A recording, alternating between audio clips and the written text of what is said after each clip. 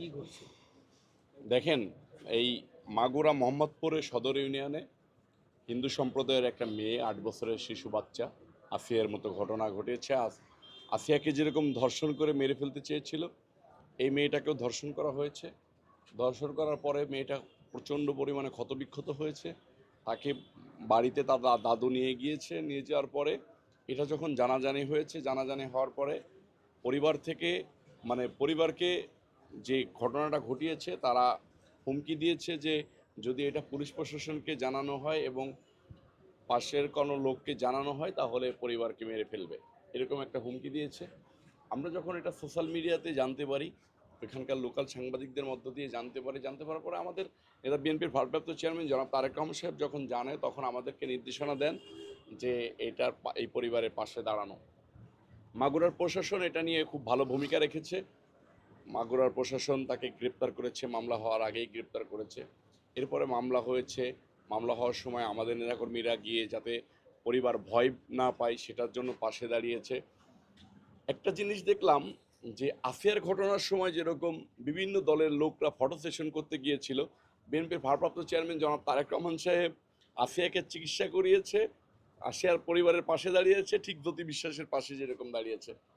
অন্য অন্য লোকরা যায় ফটো সেশনে ব্যস্ত হয়ে গিয়েছে, মিডিয়া মিডিয়াতে নিজেদেরকে ফেস করতে চেয়েছে। জ্যোতি বিশ্বাসের ব্যাপারটাও কিন্তু আফিয়ার মতো ৮ বছরের ঘটনা। জ্যোতি বিশ্বাসের পাশে কিন্তু কেউ দাঁড়ায় নাই। মাগুরা শুধু পুলিশ প্রশাসন বাদে একটা সরকারের একটা সংস্থা গিয়ে এই জ্যোতি বিশ্বাসের পাশে দাঁড়ায় নাই। আফিয়া তো একটা মুসলমান পরিবারের ব্যাপার ছিল, জ্যোতি বিশ্বাসটা একটা হিন্দু পরিবার, তাদের পাশে কিন্তু কেউ দাঁড়ায় নাই। বিএনপির নেতা বিএনপির ভারপ্রাপ্ত চেয়ারম্যান জনাব তারেক রহমান সাহেব সবসময় মনে করে যে সকল ধর্মের মানুষই বাংলাদেশে নিরাপদ থাকতে হবে, সকল ধর্মের মানুষের পাশে আমাদেরকে দাঁড়াইতে হবে। বিএনপির ভারপ্রাপ্ত চেয়ারম্যান জনাব তারেক রহমান সাহেব মনে করে যে গণতান্ত্রিক দল বিএনপি থাকা অবস্থায় বাংলাদেশের যেন কোনো মানুষ অনিরাপদ না হয়, কোনো মানুষ যেন অবহেলায় না ভোগে। সেটার ধারাবাহিকতায় জ্যোতি বিশ্বাসকে মাগুরা সদর হসপিটাল থেকে রিফার করার পরে মাগুরা সদর হসপিটালে উনি চিকিৎসা করিয়েছেন, মোহাম্মদপুর হসপিটাল চিকিৎসা করিয়েছেন, এবার ঢাকা এনেও পুরো চিকিৎসাটা শেষ করেছেন। আজকে চিকিৎসা শেষ হয়েছে, জ্যোতি বিশ্বাসের পরিবার তাকে নিয়ে বাড়িতে যাচ্ছে।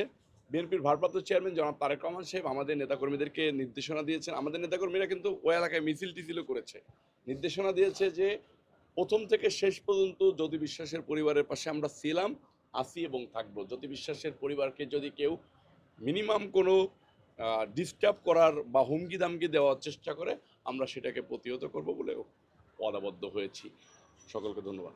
আপনি এর আগেও আসিয়ার সাথে সার্বক্ষণিক সময় ছিল। এই যে প্রত্যেকটা ইনসিডেন্টের সাথে আপনি ওতপ্রোতভাবে জড়িয়ে রয়েছেন, যে থাকছেন, সহযোগিতা করছেন। দেখেন, আমার নেতা বিএনপির ভারপ্রাপ্ত চেয়ারম্যান জনাব তারেক রহমান সাহেব মানবিক নেতা, আমি সেই দলের একজন সাধারণ কর্মী। আমার কাছে মনে হয় যে মানুষের জন্যই রাজনীতি, সমাজের জন্যই রাজনীতি।